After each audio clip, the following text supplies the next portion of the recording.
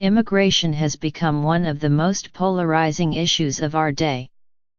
But it is worth remembering that this century opened with a tale of family and migration that was as contentious as many of the stories that punctuate our current debate. The case of Elian Gonzalez. In November 1999, when Elian was 6, he left Cuba in a small boat with his mother, who was seeking a better life in Florida. She and 10 others died when the boat sank in a storm. Elian survived by clinging to an inner tube. Courts eventually ruled that he must return to his father in Cuba rather than stay with relatives in Florida. He remains there to this day. Regardless of your views of the underlying legal arguments in the case, the image of a small, frightened boy being pulled from the arms of a sheltering adult by a team of heavily armed federal agents remains seared in the minds of many people as a low point in the immigration debate. Brace yourself for the possibility of seeing this kind of scene again. As Republicans, whose party has consistently and rightly advanced policies to support the essential role of families in America, we are deeply troubled by the harm that is about to be done to hundreds of thousands of families that have legally called America home for more than 2 decades. In the wake of the 2001 earthquake in El Salvador that claimed more than 1,000 lives and destroyed 100,000 homes, the United States allowed hard-hit families to live and work in America.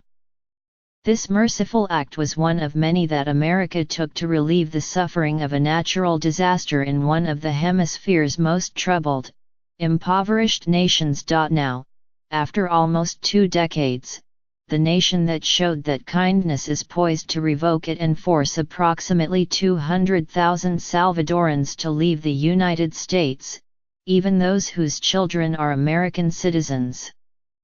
Together, they have about 190,000 American-born children.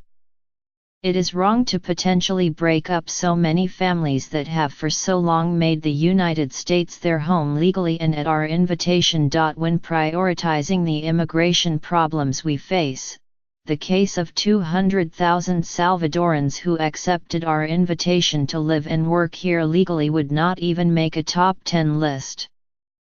The biggest challenge is, of course, securing the border. It must be done. Continued illegal migration across the southern border and the often related criminal activity involving drugs, human trafficking and undocumented, unregulated labor is unacceptable. Second, of course, is what to do with the 10 million to 15 million undocumented immigrants who arrived over the past several decades and who have become part of American life and who, let's be honest, will not and should not be forcibly removed.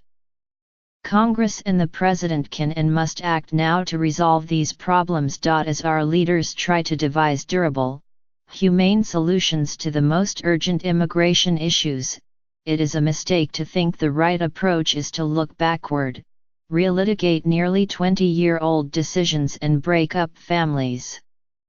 In fact, the action against Salvadoran families is so problematic that it is hard to see how it will not hinder efforts in Washington to find common ground on immigration. Another of our challenges is how to deal with the 800,000 undocumented immigrants who were brought to the United States with their families when they were children. The uncertain status of these dreamers is not of their own making. Though they were not born here, they know no other home than America.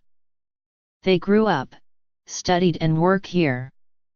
They are largely models of the assimilation we seek for all immigrants. Congress can and should move quickly to send President Trump legislation providing a common-sense resolution to their situation so that they can continue to thrive here as part of the American dream. One of our party's, and the world's, greatest leaders, Ronald Reagan, was also a passionate and articulate advocate of strong families. He once said, "The family has always been the cornerstone of American society. Our families nurture, preserve, and pass on to each succeeding generation the values we share and cherish, values that are the foundation for our freedoms. Singling out Salvadoran families for separation is simply a bad idea that should be dropped. If we believe America is made stronger by families, then let's do everything we can to strengthen all the families who choose to call America home. At the very least, the federal government should not become the instrument for attacking them. We must instead take up the actual immigration challenges we face in a humane, responsible way that protects American interests and jobs.